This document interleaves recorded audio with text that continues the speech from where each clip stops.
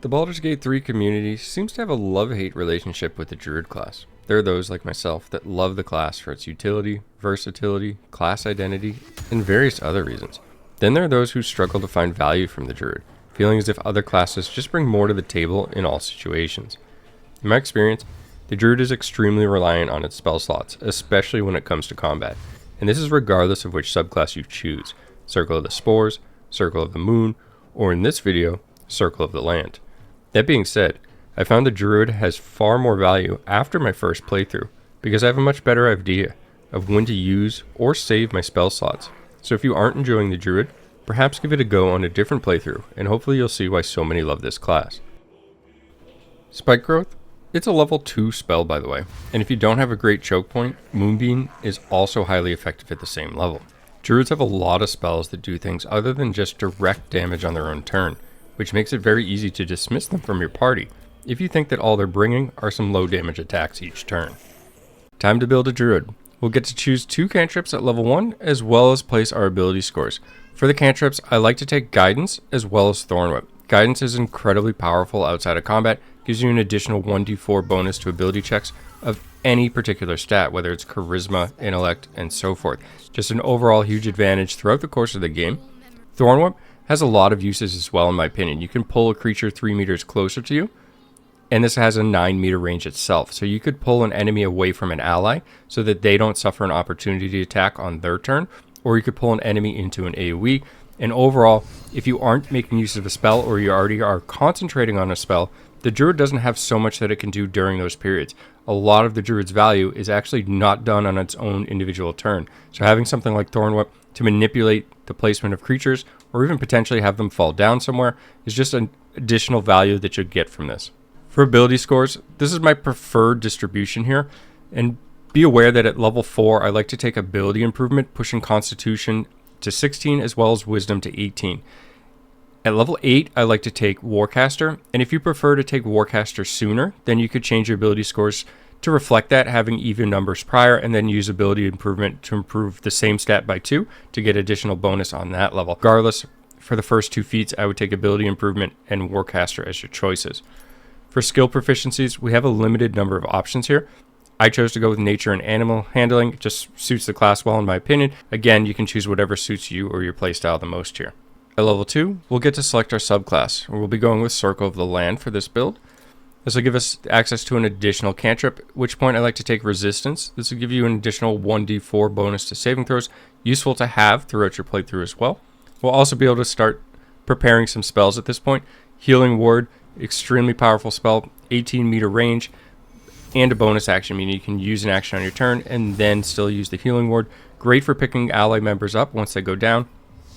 And even if they don't have an incredible amount of health after you cast this, it may take 1 or more actions from the enemies to then knock them back down again, or potentially they stay up, just increasing the survivability of your party and overall giving you an advantage. Very strong spell here. Speak with Animals gains the ability to comprehend and communicate with beasts, useful for dialogue options, valuable for certain quests. Overall, just some great utility, and you'll notice that the remainder of all these spells are utility based. Longstrider, increase a creature's movement speed. This can be used outside of combat, and it lasts until long rest. So you can increase an ally movement speed and have it just last for the remainder of the day. Fairy Fire, all targets within the light turn visible, and attack rolls against them have advantage. Very strong if you have a party that's focusing a lot on melee attacks or ranged attacks, as opposed to casting spells constantly. This leaves a nice balance. This allows you to, say, use Fairy Fire on certain encounters, have that be the only spell that you use, and conserve spell slots otherwise, and let the physical damage dealers of your party kind of take care of it. Charm Person, charm a humanoid to prevent it from attacking you. This is its use in combat, or outside of combat you can gain advantage on charisma checks and dialogue. I find that charisma checks are some of the most important checks throughout the course of the game. There's just a ton of them, so having advantage on this can really make a difference in your playthrough if you're looking at having some influence to manipulating or dictating the outcome of the conversations for your particular playthrough. At level 3, we'll gain access to level 2 spells. We'll also be able to select Circle of the Land, which will give us 2 additional spells that are always prepared. Personally, I like to go with Coast here, and that's because we're going to gain Mirror Image and Misty Step, 2 spells which are not accessible to the Druid otherwise, so I find a lot of value by selecting this particular circle here. Keep in mind that as you continue to level up and get additional circles to select, they don't have to be the same one, meaning you can mix and match throughout for whatever suits you best. At this point, the prepared spells change a little bit. I do select 2 level 2 spells, first being Moonbeam. This requires concentration, as does Spike Growth. Now I take them both, and obviously the intent is not to use them both at the same time since they both require concentration, but they're both good in different situations. In the intro, you saw a situation where Spike Growth is very powerful, working it in a choke point, causing all the enemies to run through it. Well, Moonbeam is kind of the opposite. You can cast it on an enemy, and then on the following turn, you can then relocate it. Both of these has the potential to do a lot of good value in terms of damage, and just keep the enemies in positions that you prefer them to be. At level 4, we'll gain another cantrip, some additional spell slots, and the ability to choose a feat. For the cantrip, I like to take Shillelagh at this point. You start getting access to some staffs that are fairly powerful, and then this will give your Shillelagh a decent option if you happen to be in melee range. You do, however, have the option to pick one of the other cantrips here if you have a different weapon that you prefer to use, and the Druid has access to a fair amount of weapon proficiencies, so you're in no means limited to a staff or a club. For prepared spells, I like to pick up Heat and Metal at this point. I typically run with a Cleric or at least a multi-class Cleric, so I have things like Hold Person covered. I would recommend having Hold Person over Heat and Metal if you don't have that situation. And there are some other spells which have some decent utility as well, but in general, I find that Heat Metal and Hold Person are both valuable for kind of the same reason, and that's because they allow you to put an action on a target that might be hard-hitting, say something like a hard-hitting two-handed barbarian on the enemy side that can do massive amounts of damage to your party at this particular level range. And Heat Metal can cause it to drop its weapon, Hold Person can stop it in its tracks, and both of these are useful spells around this level range, in my opinion, for the game. For feat, I go with ability improvement here to bump the Constitution to 16 as well as the Wisdom to 18. If you had all even numbers on your ability scores, or if you just want to take Warcaster first, that would be the other recommended option at this point. At level 5, we'll gain some class features, another circle, as well as access to level 3 spells. This is a very large power spike for this particular subclass. We'll get an additional attack in wild shape forms, and you still, of course, can make use of these wild shape forms. You do not have to ignore them. This is still something that you have access to as a Druid, regardless of your subclass. For the circle, I like to select Arctic at this point, and the reason for that is simply Haste. Haste is just such an incredibly powerful spell. This does require concentration, and this is a recurring theme for this particular subclass. We're always going to be making use of a ton of concentration spells, so it's important that you remember which spells are, or at least check the tooltips before casting, so that you don't override one of your other concentration spells already in progress. Haste is incredibly powerful overall, and this gives us access to something that we normally wouldn't have otherwise. Prepared spells, like to pick up Call Lightning, as well as Feign Death. Call Lightning allows us to target an area, deal damage, and then it will essentially go away. And then on the next turn, we can cast it at another location. This is different, and the reason that I mention this is because compared to Moonbeam, that will linger in the area in between your turns. So there's a key difference there in how those spells work. Overall, Call Lightning will typically do more damage, and it has a larger area of effect. Feign Death is nice just for potentially saving a teammate or an ally.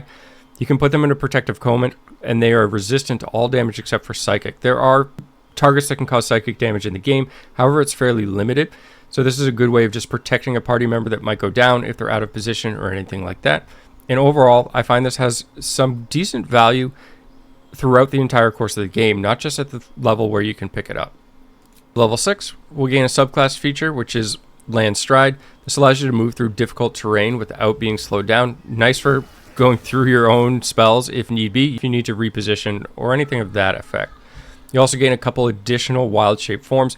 Owlbear, pretty notably, not only does it look cool, but it's actually a very strong form to change into, and make sure that you're taking advantage of that when need be. This just increases your health pool. You can lose all your health in wild shape form and get reverted back into your human or caster form and essentially keep going. Also, your concentration spells will stay active during that time.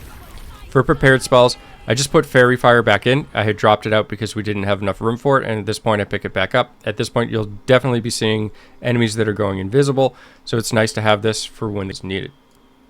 At level 7, we'll get to select another circle, as well as gain access to level 4 spells. For the circle, I like to select the Underdark, and the main reason for this is getting access to greater invisibility. This spell would not be accessible to the Druid class, so having this at all is nice, and it's always prepared, so that's just an additional benefit. For prepared spells, I go with Conjure Minor Elemental as well as Ice Storm. You're going to have very limited spell slots for these spells at level 7. So it's usually a one or the other type situation in terms of what will be better for your party, depending on the fight and so forth. And again, this just kind of furthers the statement I made about Druids, and that they almost seem better on your second or later playthrough. Ice Storm is going to do large damage in a very large AoE, as well as make it possible for targets to slip and become prone. Conjure Minor Elemental is going to summon a Minor Elemental, which is actually fairly strong. Summons in general are strong in this game, and this is just an additional body you can put on the field. And this one has the capability of actually dealing some surprisingly decent damage for a level 4 spell.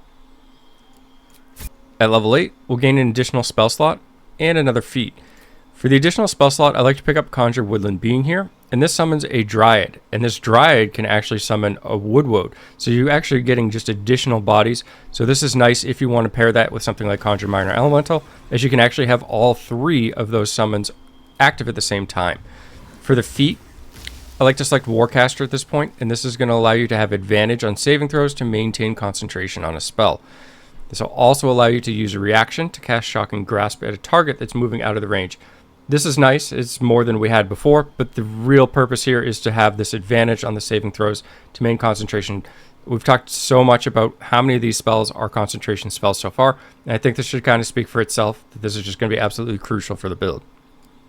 At level 9, we'll get to select another circle, and we'll also gain access to level 5 spells. For the circle, I like to select Underdark, and this will actually allow us to cast Contagion and Cloud Kill.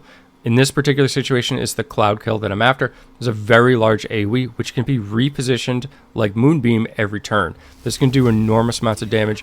The later you get in this game, the more enemies you'll typically find per battle, and this can just be extremely effective if you can maintain that concentration by having a feat like Warcaster, which we took at the previous level. For prepared spells at this point, I like to pick up the Conjure Elemental, and keep in mind you can have the Conjured Elemental as well as the Minor Elemental and the Woodland Being and Woodwode active all at the same time. So this gives you some more value on the battlefield by having additional bodies. So this does require some micro for you to control them all, but it adds a lot to the Druid. And in a character, if you're concentrating on a spell, you can basically then have summons out as well as your ranged attack or even your melee attack to just continually do things in between turns and on turns and so forth. So the Druid actually gets a lot of value, but it's easily dismissed, as I mentioned in the intro, by people just focusing on how much raw damage it does on its actual action. I hope this video inspires you to play the Druid class, and where you go for levels 10, 11, and 12 is totally up to you. The truth is that Druid level 6 spells in this particular game aren't incredibly powerful. Now, certainly not harmful to have at your disposal, however you may find that some multi-classes might be a better option, and as you can see as I scroll through the gear there isn't any specific equipment required to make this subclass work, and that's true for all of the Druid subclasses. That isn't to say there isn't some gear in the game that makes it more powerful, but you don't require it to make the character function. As always, thanks for taking the time to watch, and have a great day.